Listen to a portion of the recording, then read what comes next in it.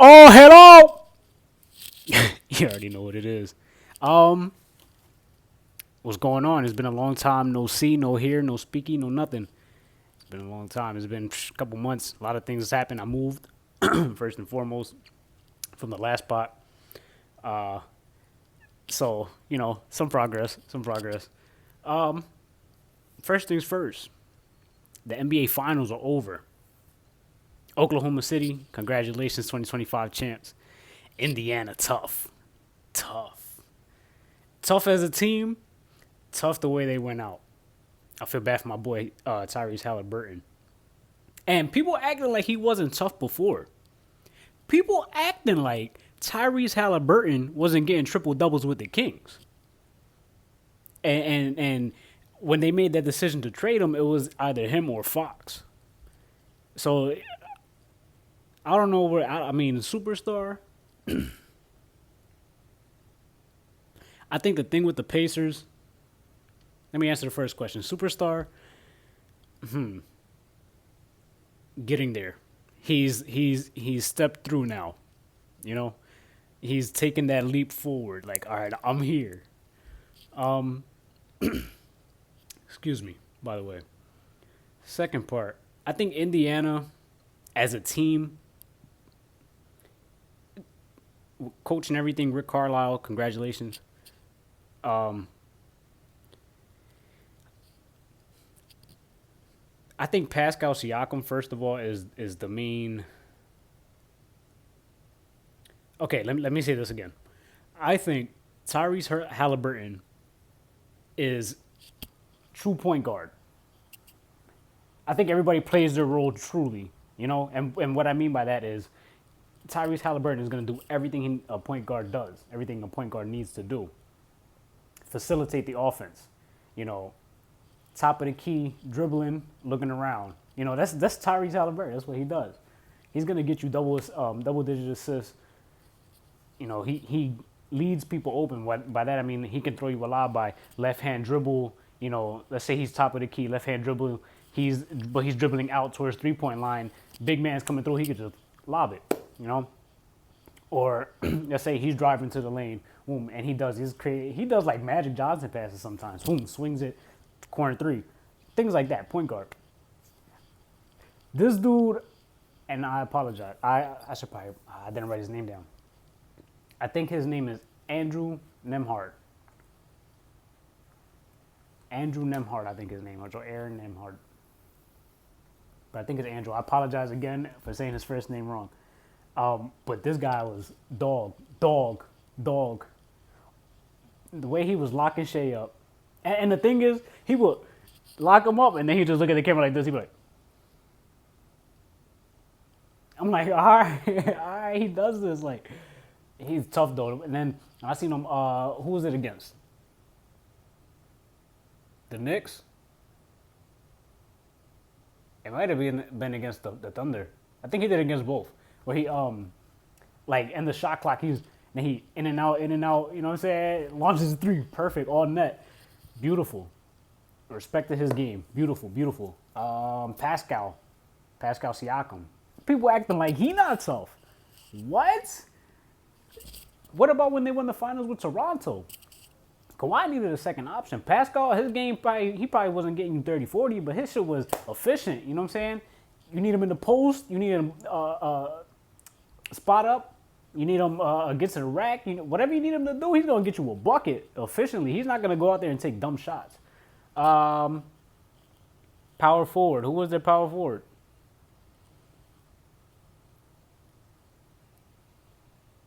I'm unsure. As well as Miles Turner. Miles Turner, he was alright though. He was alright. I don't know how many rebounds he was averaging. Because I remember game 7. He was trying to jack up threes. I think he made 2 though. I'm not gonna say anything on Miles Turner because but I couldn't really remember him throughout the series. Like his game wasn't that impactful, unless he was grabbing boards and it just went under the table.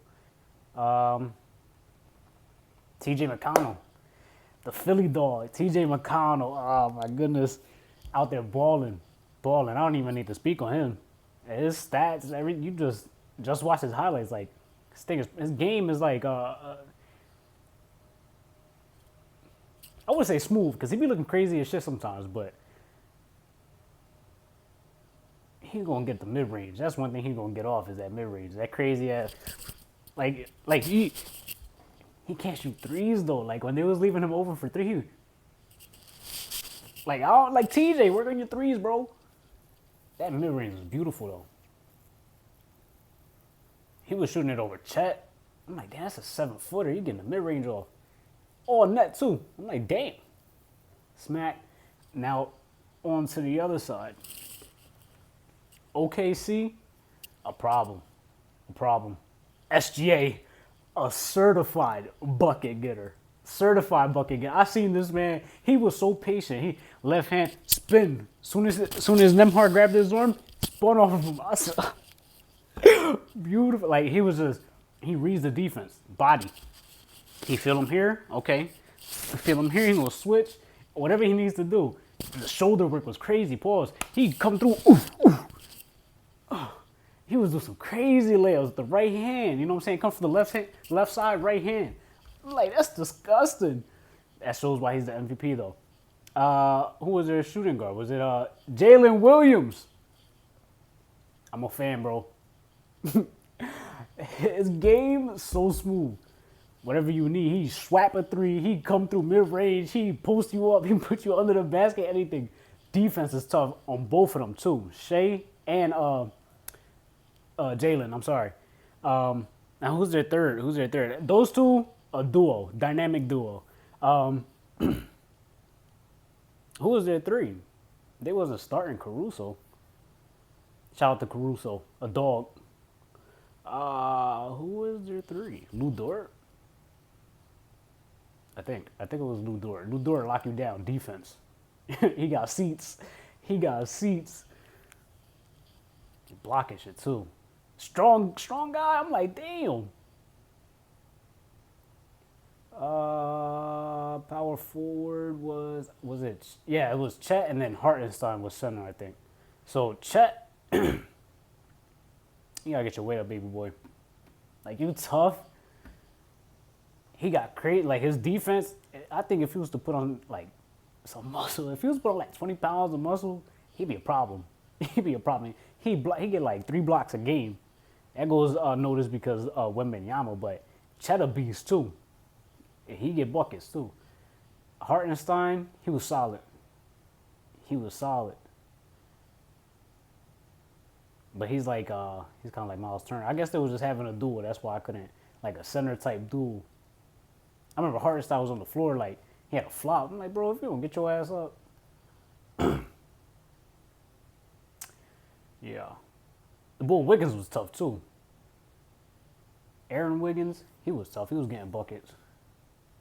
But honestly, I think it was like a 9 out of 10 type series to watch. It was beautiful basketball. Beautiful on both sides. Like, excellent. I think OKC, honestly, I don't know though, because they at home. Indiana could have fucked around and won this, honestly. Like, even if not at 7 games, because they won the first game. If they would have won the 2 games at home, and they were up too. They were up like 20 points, came back, OKC. So it was a crazy series. A lot. Tyrese Halliburton, bro. Game winners, and he had everything that you need. Beautiful series. Now we're on to the next, the Sixers. Sixers got the 3rd pick in the draft, which is tomorrow. Sixers also, and y'all need to stop disrespecting fucking Embiid, because let me tell you something. This man led the league in scoring, what was it, like 2-3 years straight, was second in MVP, like 4 out of the 5 years. No, I don't even stop lying. Let me stop lying. Like, maybe, what was it, like 2 years straight that he was second in MVP, and he won it. And then he was averaging like 35 and 11 and 6 and got injured. So I'm like, damn. At least put some respect on my boy name. Like, they be putting him like bottom of the list and shit. I'm like, yo, I seen this man with the fucked up mitt The fucked up knee. Throw that shit off backboard. Punish that shit. On like 3 Knicks players. Oh, then he went down. I remember. That's my boy Embiid, though. That's my boy Embiid. That's why I'm biased on Embiid. That's my guy. Maxey, too. PG. McCain. Come on, now. I think, honestly, like, players like Oubre, Drummond, whoever we get at 3, or maybe if we move up and get Harper, I think they all, honestly, are going to, as soon as we start winning this shit, they're going to be back. They're going to be back. Now, out of the 2 teams, Thunder and Pacers, right? Who, I can't say that now because Halliburton got hurt. Let's say Halliburton was healthy. Who will be able to sustain more success? Now, you can say OKC because of the first round picks, because they just, you know, the young talent, the MVP, everything that they got, which honestly is probably the right answer. But here's my argument with Indiana. The style of play, the coach, also young talent. You know, let's not forget, last year they were in the Eastern Conference Finals as well. I mean, chemistry, like the essentials of what a team needs, you know, is like a 10 out of 10 with that team, you know? And unless Pascal's on a max contract, I don't know if anybody else is on a max contract. So they got cap space. They could sign a big name player. Another one. Imagine pairing Pascal and Tyrese with imagine they get Giannis, bro. Imagine. Can only imagine. I mean, Giannis goes to the Pacers. Giannis goes to New York. It could be a wrap. I mean, I still got to make that argument with the Sixers, because Sixers, despite everything, they got the 3 positions locked. Point guard, small forward, center. You know, but this is if everybody's healthy. I think, honestly, if everybody's healthy, Sixers go against anybody and whoop that ass. Dallas looking tough. All Texas team looking tough, honestly. Even with KD going to the Rockets. But now they got rid of Jalen Green. So it's going to be Sengun, KD, Fred VanVleet, and Ime. Fred VanVleet, KD, Sengun. But Fred and KD are kind of... But who knows? I mean, the way they're playing now, these people can go to like 40, 50. A lot going on. San Antonio, Wemby, Fox, number 2 pick, rookie of the year, Stephon Castle. I mean, they gonna be tough. They gonna be tough. Sochan, they gonna be tough. They got a squad. There's more. I just can't remember the players' names right now. Dallas, Cooper Flag, Anthony Davis, Kyrie coming. I don't know if he's coming back this year. A lot of torn Achilles, man. Tough. A lot of talent. I'm talking about a lot of superstar guys. And when Kyrie gets there, I mean, they're going to be tough. They're going to be tough.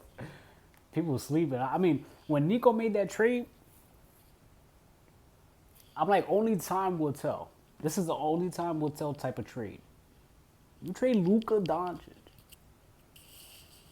the centerpiece, the franchise basically at this point, like, well, in this point in time, you know, he was this time's like Dirk, but a little better.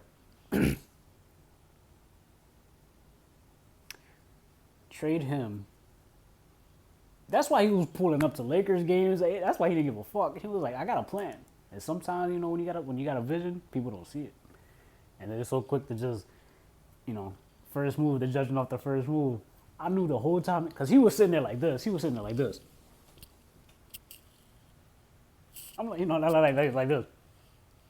With the head up, with a little smirk and shit. I'm like, all right, I knew he was up to something. I said, why is it? Like a little, like the dog and shit. I said, well, all right. So